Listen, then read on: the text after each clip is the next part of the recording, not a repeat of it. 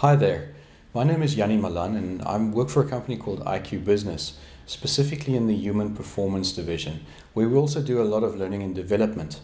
And today I'd like to talk a little bit about gamification, or engineering happiness. Well, this concern first came about for me while dealing with clients, and everybody started saying, we want to see some gamification. How do we gamify our learning? Unfortunately, gamification has become a bit of a buzzword. So what I typically would see was that people were just trying to put gamification elements onto their existing learning, and they weren't really considering the true impact of what they were doing. So then I started looking at what was out there, and I came across quite a remarkable woman called Jane McGonigal, who's got some interesting theories about gamification. And it starts off really with something like World of Warcraft, where we've in essence been spending, or World of Warcraft players have been spending 50 billion collective hours since its inception, which amounts to 5.93 million years. Now that's almost, as Conigal points out, almost as much time as we have evolved since we started making fire. And the question is, why are people leaving reality for this virtual world? And that's something that McGonigal positions in her quite remarkable book, Reality is Broken. And she's actually saying that there's this mass exodus from reality and normal work into the gamified environments because there's something wrong with reality. She then also proceeds to position several fixes for reality and lessons that we can take from the game world to make reality a better place to be in. Gamification is, or playing games to escape reality, is not a new thing. And she also points out, going back to Herodotus and the histories that he wrote about ancient civilization.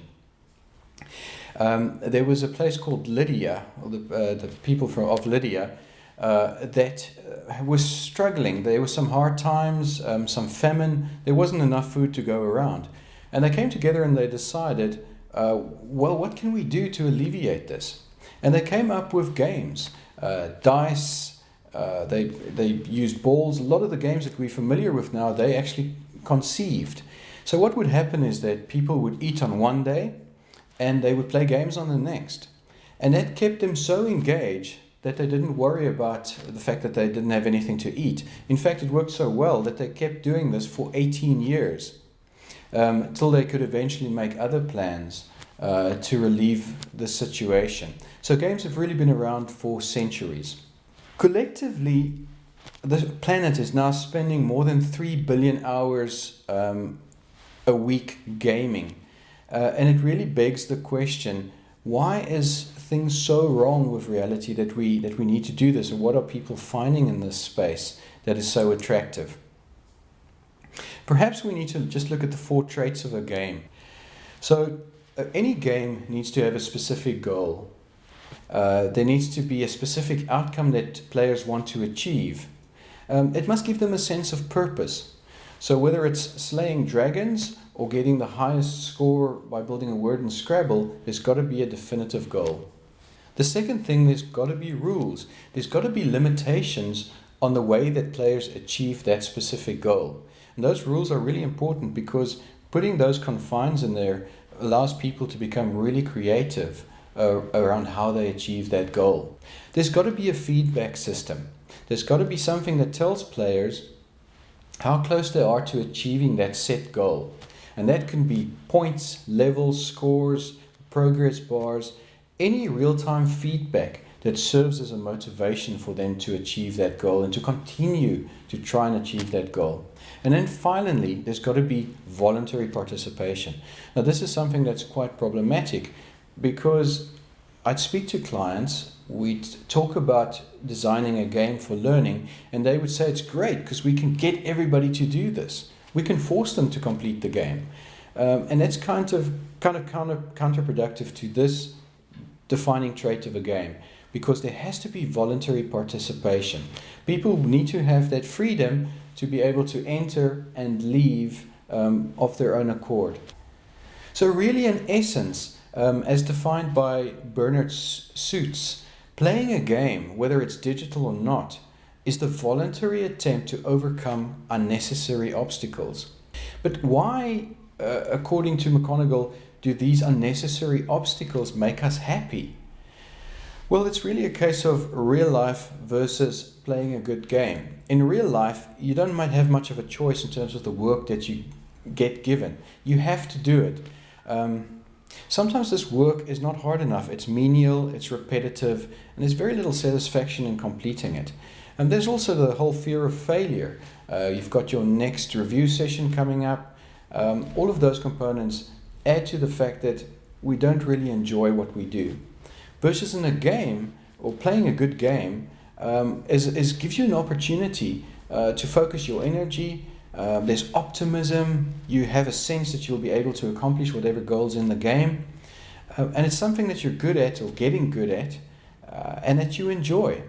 The other thing about games is that they offer diverse kinds of work, something that our normal day-to-day jobs don't necessarily do. Games offer things like high-stake work. You have to survive in certain games or you might end up dead. Busy work, where you might do little tasks like in Candy Crush, which doesn't seem like much, but you're busy and you're hard at work completing these little puzzles. There's mental work, building a simulated environment in a game. You've got to consider your resourcing, where you're spending your money, where you're positioning. Those are hard things you need to think about. Physical work, something where you have to dance off against someone, or you busy playing Guitar Hero, where you're actually physically doing something. There's discovery work that we often see in some of these beautiful realms that get built in games that you can explore. Teamwork, something like World of Warcraft, where you have to organize people together into raiding parties. And then creative work, actually having to come up with creative ideas and doing creative things inside games. Now, what we're really looking for and what we don't find in our normal day-to-day work is what is termed eustress, which is positive stress versus the heart palpitating stress that we find in everyday work. Eustress is a positive energy, a positive form of stress that we experience in a gaming environment, but is experienced as positive because we know it's a safe space. McGonagall also references what is called firo. Firo is an Italian word really for pride, and that sense of accomplishment or triumph that you experience after you've achieved something really significant, like climbing a mountain or completing a really tough race, or leveling up to the highest level in a specific game. And really that's something that you as an instructional designer can start looking at embedding in your game design and in your learning design. And ideally we want to move to a space where we're able to say, even though we're busy with something difficult, whether it's compliance training, whether it's financial education, whether it's learning processes, we too often say, well, we can't do this because you know what, this is serious stuff. It isn't a game. We should actually be looking at saying, this could be a game, and how can we go about turning this into a game? A second concept that McGonagall introduces in her work is the concept of flow. Now, this is something that is experienced by gamers as that optimal level of functioning. You're feeling that you are alert, you're cruising along, it's effortless. And you are really at the very peak of your abilities. And these are ideally the moments in your life where you are performing optimally. And those moments inside of your workspace are very few and far between. Now, the chap that researched this, Mihaly, was already doing this in 1971. But at the time he was thinking, why doesn't work, represent games more in this specific thing? Because there's so much value in terms of having this flow. Now, Mihaly found that flow was most reliably and most effectively produced by the specific combination of those self-chosen goals personally optimized obstacles, and continuous feedback. Those things that we already made reference to and that forms part of a typical game. And those are the essential elements that make up gameplay. And he would have liked to have reinvented reality to be more like a game. But at the time it wasn't possible. But things have changed, because since then we've seen a rise in what is known as the positive psychology. Really the psychology that looks at why humans flourish, and the different forms of happiness and how we achieve that happiness. And in combination with that, there has been an explosion of the computer and video game industry. Now, McGonagall positions several fixes for reality, which are really elements that she takes out of how games work and see how we can embed that in reality.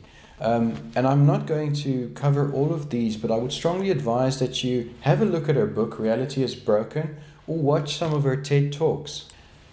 If you go online, you can go look at some of the examples of some of the projects that McGonagall and others have worked on, some of the samples that she referenced in her books.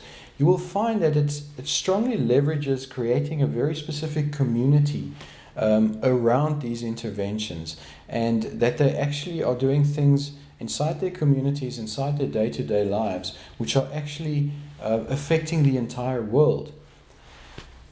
So if you can imagine taking these strategies and building a learning environment, or building an environment in the classroom where we are actually affecting real change, this will be a remarkably powerful thing.